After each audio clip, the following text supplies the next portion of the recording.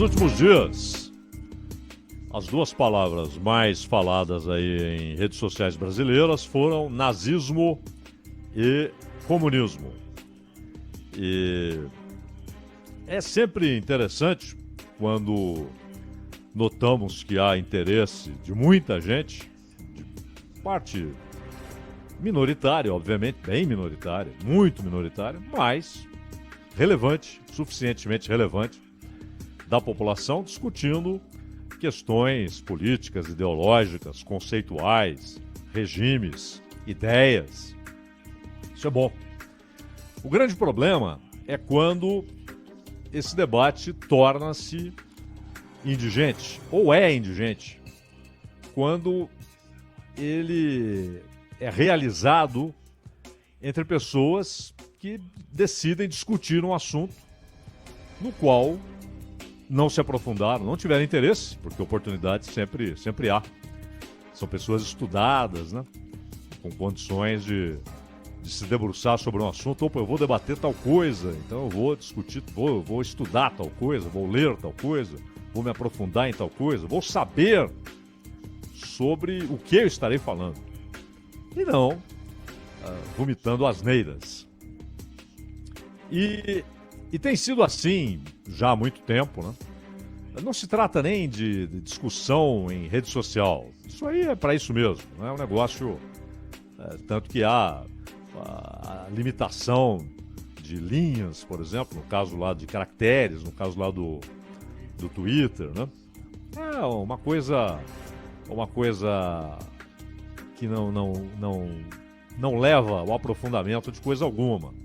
E muitas vezes as pessoas se manifestam nem colocando o que pensam, mas querendo ser aceitas, né?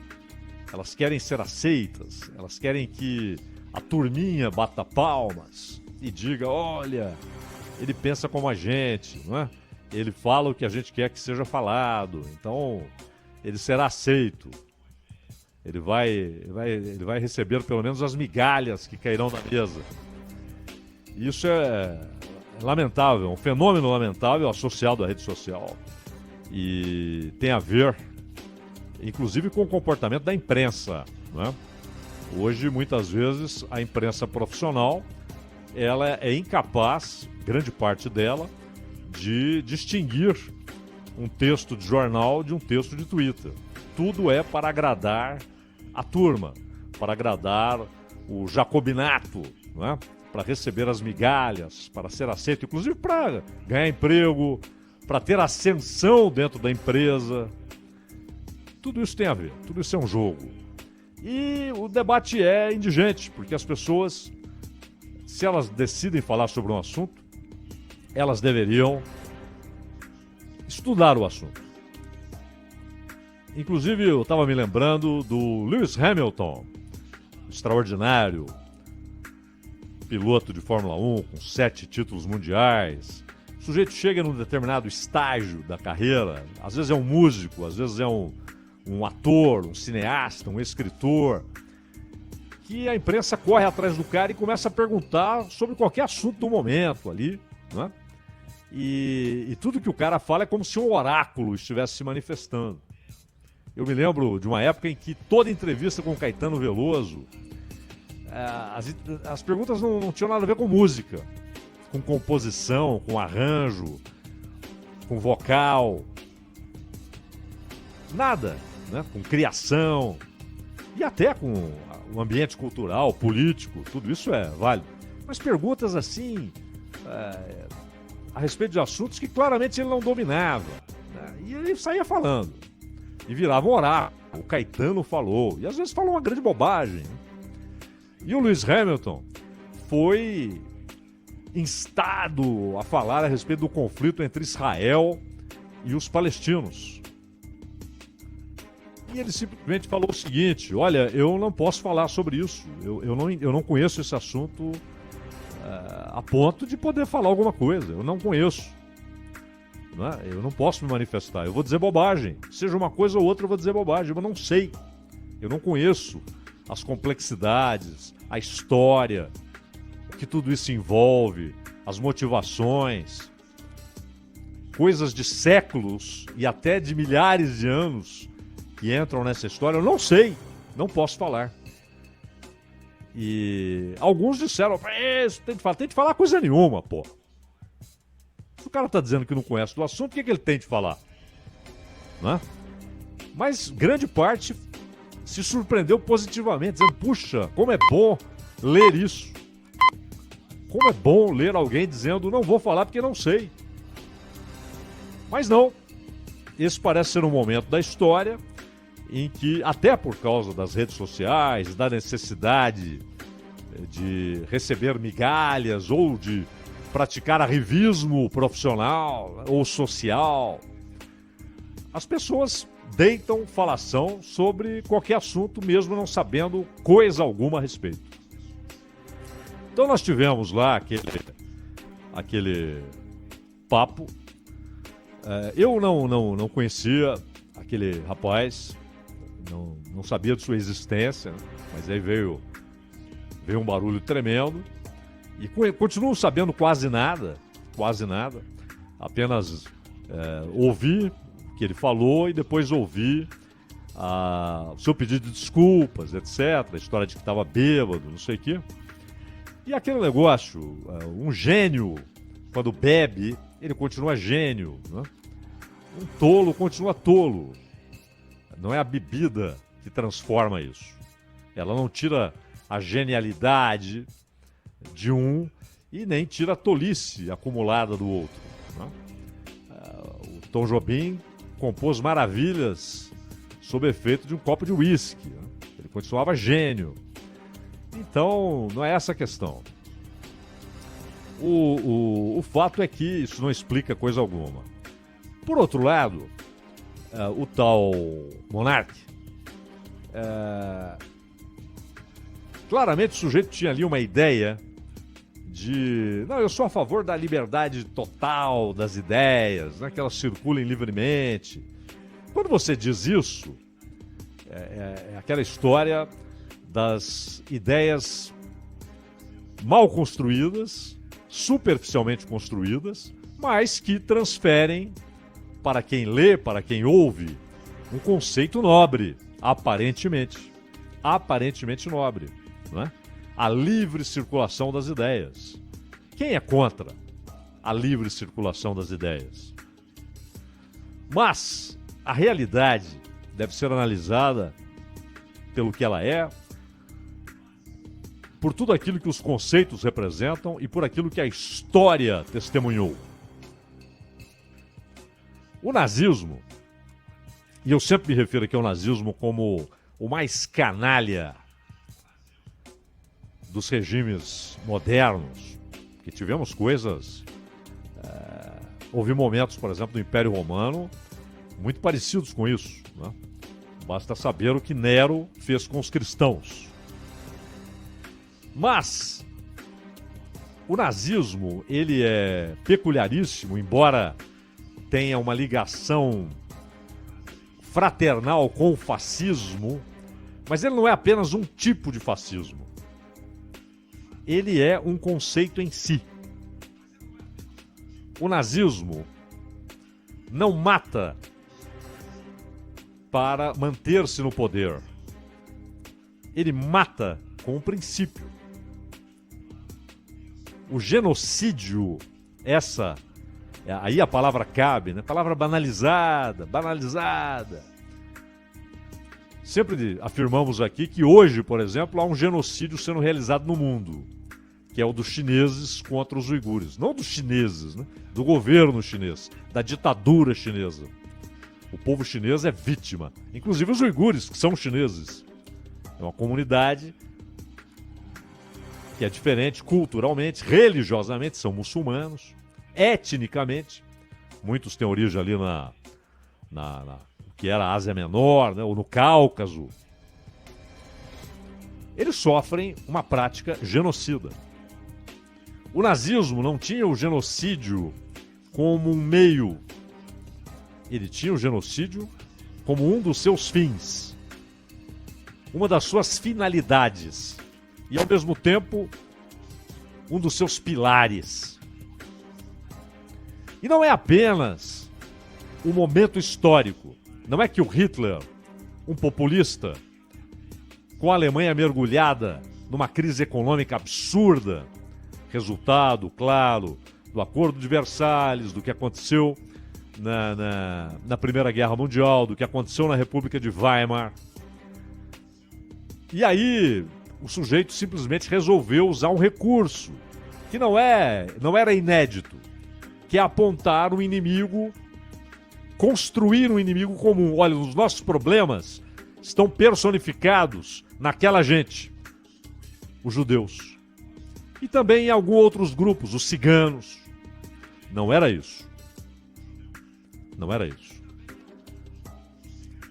O ódio, a perseguição aos judeus e a ideia de exterminá-los é antiquíssima. Você vai encontrar 400 anos antes de Jesus Cristo. Está lá registrado no livro de Esther, né, no Antigo Testamento, uma ordem emanada da corte do Assuero. O Assuero apenas cedeu o seu anel para que aquilo fosse colocado como decreto real, portanto irrevogável. Esse era o símbolo de usar aquele selo do anel, tornava aquilo irrevogável, até pelo próprio rei. E a ordem era exterminar os judeus. E depois, por uma série de acontecimentos e tal, não é o caso aqui de entrarmos nessa história, ele encontra um caminho de tornar aquele decreto inútil. Ele autoriza que os judeus se defendam com armas, né? E é daí que vem, por exemplo, em razão da grande vitória dos judeus naquele momento, que vem o Purim, aquela festa com a tradição de um mandar presentes para o outro e tal. Então isso é antigo. Cláudio, antes de Nero perseguir os cristãos, Cláudio expulsou os judeus de Roma, o imperador Cláudio. Só que Hitler foi muito pior. Ele não fez o que Cláudio fez, expulsá-los de Roma. Hitler, que anelava a ideia de o Terceiro Reich ser uma restauração do classicismo greco-romano, vários dos seus generais alimentavam essa ideia de restauração de um império como foi Roma. Mussolini também navegava nessa onda. E não era o pastelão que se imagina, né? Que a história caricata formou do Mussolini. Ele tinha exata ideia do que ele queria. Também a ideia era a restaurar Roma. Mas no caso de Hitler, com outros elementos, a ideia do arianismo e, por isso, a suástica, que era um símbolo antigo de religiões arianas. E, ao mesmo tempo, os arianos modernos, os indianos, eram considerados pelo nazismo sub-raça, que deveria ser escravizada. Algumas raças deveriam ser exterminadas e outras escravizadas. Era isso. Para além dos arianos, era o que restaria se Hitler tivesse dominado o mundo. Ou o extermínio ou a escravidão. Mas isso não nasceu da cabeça do Hitler. Há pensadores cultuadíssimos na academia que alimentaram isso. Nietzsche é um deles. O nome Zaratustra, que é uma referência também ao arianismo persa, ele não está lá à toa no livro de Nietzsche. A figura do super-homem, que seria para Nietzsche o fim da história, a conclusão da história, não é algo aleatório. E o ódio que ele alimentou aos judeus e depois aos cristãos também não era aleatório, porque ele via na cultura judaica e principalmente no cristianismo as únicas forças capazes de provocarem a anulação daquele processo cultural histórico que Nietzsche imaginava e que resultaria, na mente dele, no super-homem. O que era o super-homem? Não era um indivíduo. Era um povo geneticamente diferenciado na sua concepção, superior cultural e geneticamente. Tanto que Nietzsche revelava, era um sujeito muito inteligente, brilhante, mas que construiu uma teoria filosófica que, inevitavelmente, quando tentassem realizá-la, resultaria no regime genocida, assassino, canalha em sua origem, em sua natureza, em sua essência. Mas ele dizia, por exemplo, que quando ele ouvia Bach, todas as suas concepções eram abaladas. E ele ouvia Bach, um gênio da raça que ele, Nietzsche, imaginava ser a raça superior. A cultura germânica superior, embora recente em termos de história humana. E Bach, um gênio cristão, a sua música abalava as concepções de Nietzsche, porque ele ouvia e dizia, nossa, isso aqui é um evangelho em forma de música. Então o sujeito que soltou aquela bobagem, repetida aí por adolescentes, por acadêmicos, por professores, por bêbados, Deus está morto, essa bobagem, não, Nietzsche está morto.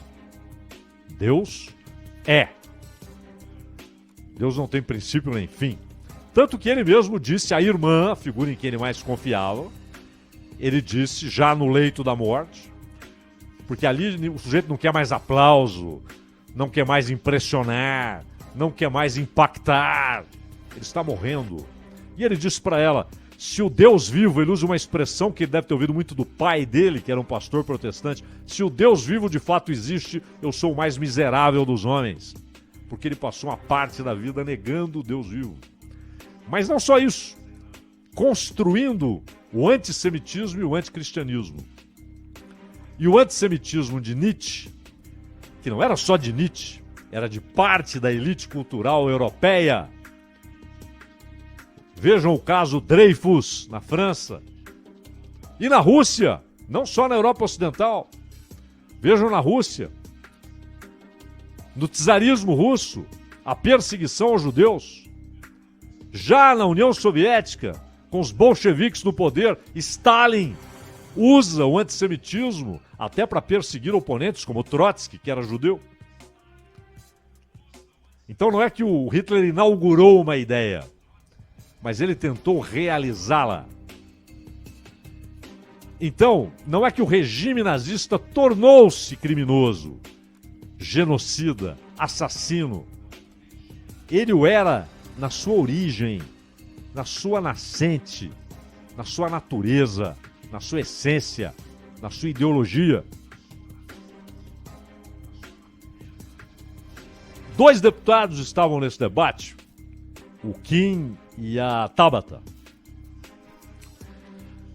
E também aí, com eles, o debate seguiu, infelizmente, indigente. A Tabata Amaral adotou uma posição decente de defesa da ideia de que não se pode simplesmente institucionalizar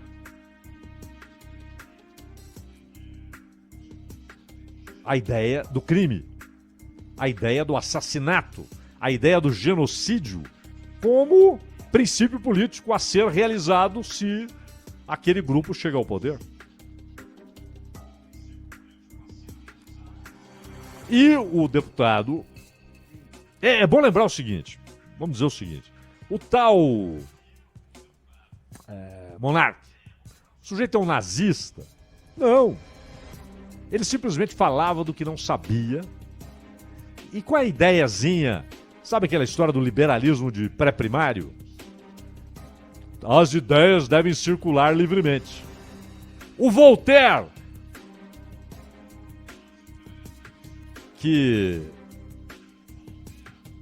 popularizou, há dúvidas se a frase é dele, mas popularizou. Não concordo com o que você diz, mas defenderei até a morte o direito que você tem de dizer. É uma frase de um impacto tremendo.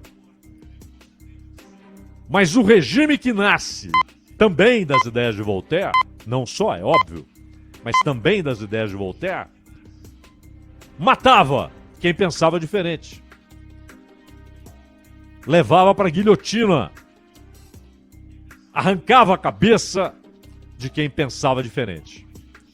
O terror, instalado depois da Revolução Francesa, foi realizado por gente que gostava das ideias de Voltaire. O próprio Voltaire é muito confuso.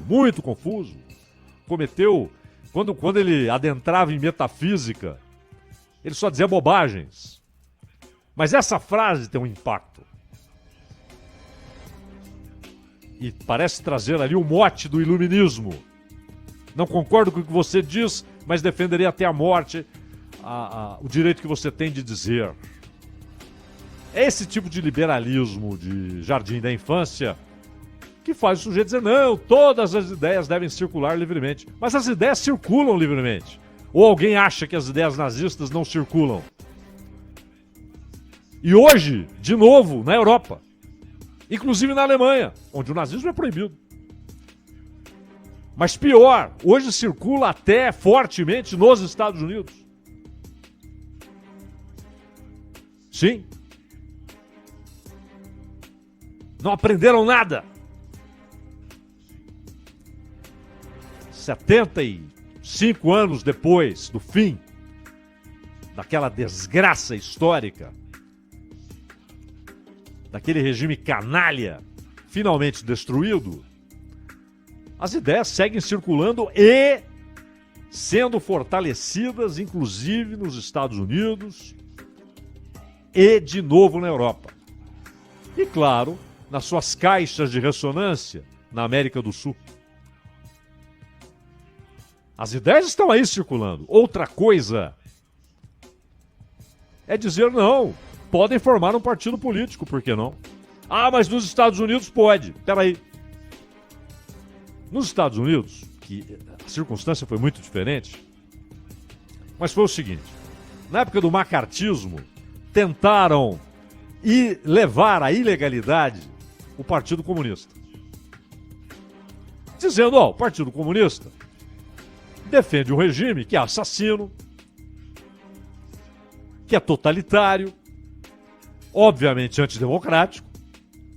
Por que nós vamos aceitar que eles tenham representação política formal e legal nos Estados Unidos? E o caso foi parar na Suprema Corte. E a Suprema Corte disse não. Nós concordamos que o comunismo, os regimes todos que se formaram a partir dessa ideia, são assassinos, são totalitários, respeitam direitos fundamentais das pessoas, retiram das pessoas valores fundamentais como a liberdade, a dignidade pessoal de pensar, de escrever. Mas nós não vamos proibi-los, porque senão seremos como eles.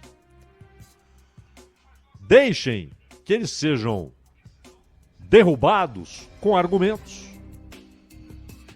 E de fato, o Partido Comunista dos Estados Unidos sempre foi irrelevante. E surgiu lá o Partido Nazista e usaram o mesmo princípio. Deixem que os argumentos destruam suas ideias. E ambos, o Partido Comunista nos Estados Unidos e o Partido Nazista nos Estados Unidos, ambos são irrelevantes. Essa foi a decisão da Suprema Corte. Hoje, porém, não é o Partido Nazista que espalha a ideia nazista nos Estados Unidos. São autores, são pensadores. Aquilo vai se espalhando. E aí a dúvida já é outra. Esse troço criminoso, essencialmente criminoso, irremediavelmente criminoso, canalha, genocida e totalitário. pode ter uma representação institucional? A Alemanha disse não, não pode. Porque é outra circunstância. E as circunstâncias têm mudado nos Estados Unidos. Talvez em algum momento a Suprema Corte, com circunstâncias diferentes, tome decisão diferente. Porque aí não é questão constitucional. É observação, foi uma decisão conceitual da Suprema Corte. Na Alemanha, eles sabem que o troço está lá, o germe está lá, o gene está lá. Aquele gene não desapareceu. E aí? Abrem-se as porteiras para a institucionalização? Disseram não. Será que o deputado Kim não entende isso? Será que ele realmente acredita que os alemães, por tolice, por revisionismo, para mandar recados para o resto do mundo, para serem aceitos depois da Segunda Guerra, decidiram proibir? Não! A preocupação deles não foi com o resto do mundo, foi com sua própria sociedade, com as suas crianças. Crianças alemãs foram assassinadas porque tinham deficiência. Isso não era algo ocasional, era política de Estado no nazismo. Os alemães sabem o que é isso. Crianças deficientes foram assassinadas porque eram deficientes. E aí, vamos institucionalizar essa ideia na Alemanha? Eles dizem não. Nós temos as novas crianças. E aí? Vamos expô-las e aos seus filhos e aos seus netos ao regime que mate milhares delas porque não serão úteis para o Estado? Outro dia até falávamos aqui que essa ideia canalha está presente até em A Política de Aristóteles. Continuemos lendo Aristóteles, mas tenhamos a ideia de que não é o oráculo.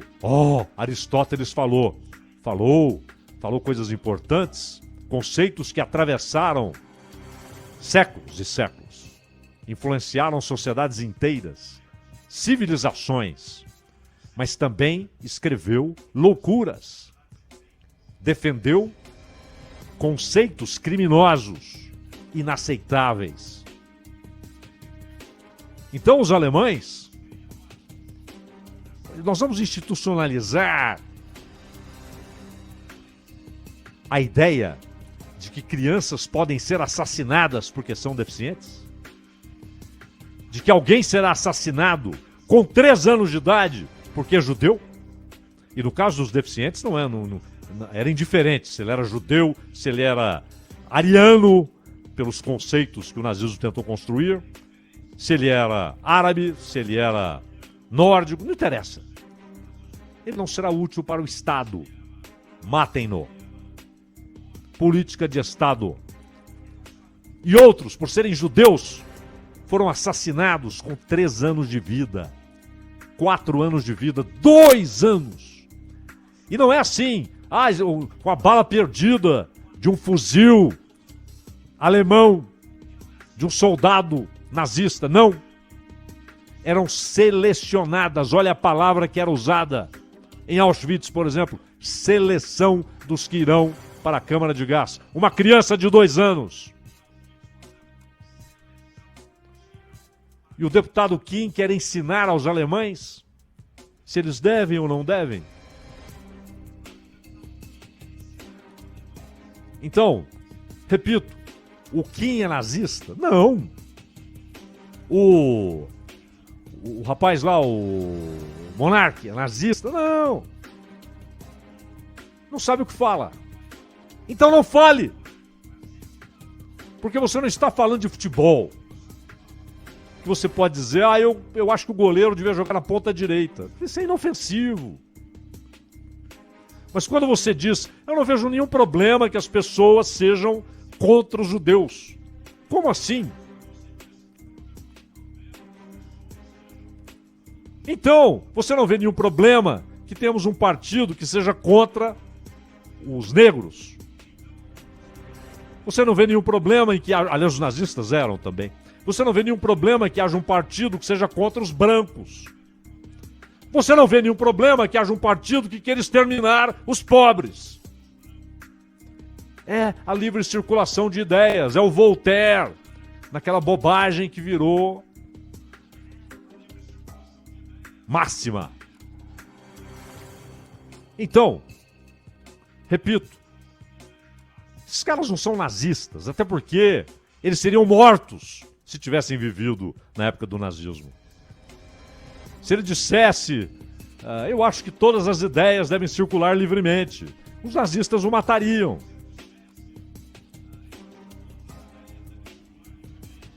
Eles não seriam poupados, eles não são nazistas, eles não sabem o que falam. Só que nestes tempos, isso se espalha e vira uma discussão. Mas aí do outro vem a discussão, né? O comunismo é diferente. Sim, ele é diferente. É uma outra ideia. Mas cuja realização em Stalin, e não só em Stalin. Stalin morreu em 53 e com Khrushchev, Brezhnev, nada mudou. Continuaram as perseguições, as prisões, os assassinatos, o Estado totalitário. Mao Tse-tung matou mais gente que todos eles. Pol Pot exterminou uma parte da população do Camboja. Aliás, Pol Pot que estava lá na França em 68, dizendo é proibido proibir. Que é basicamente o que esse sujeito falou aí. É proibido proibir. Estava lá o Pol Pot. Depois ele foi lá para o Camboja, tomou o poder com o Khmer Vermelho e proibiu até óculos. Óculos, porque é coisa de burguês. Você estudou? Não, você vai trabalhar na enxada, porque você precisa ser reeducado pelo Estado. E matou 2 milhões de pessoas. Mao Tse-tung talvez tenha provocado direto e indiretamente, porque uma grande parte foi pela fome, pela sua incompetência. Uma outra parte foi porque era um ditador canalha. Matou 70 milhões de pessoas. Não há dúvida quanto a isso. Mas não venha com essa história de que o nazismo é uma coisa a mais. Ele é único na sua essência criminosa, na sua natureza, no seu conceito primordial. É ótimo que esses assuntos sejam debatidos, mas, por favor, antes do debate, vamos dar uma olhada no que a história nos conta. Ronald. Esse o Bandeirantes Acontece e esse editorial de abertura importantíssimo e histórico aqui do Cláudio Zaidan fica já disponível para você em podcast. É o Entendendo a Notícia, um dos podcasts mais ouvidos aqui da Rádio Bandeirantes. Aliás, a gente só tem a agradecer a enorme audiência que você tem depositado neste programa todos os dias. Muito obrigado a todos vocês. A gente já volta. Rede Bandeirantes de Rádio. Bandeirantes Acontece.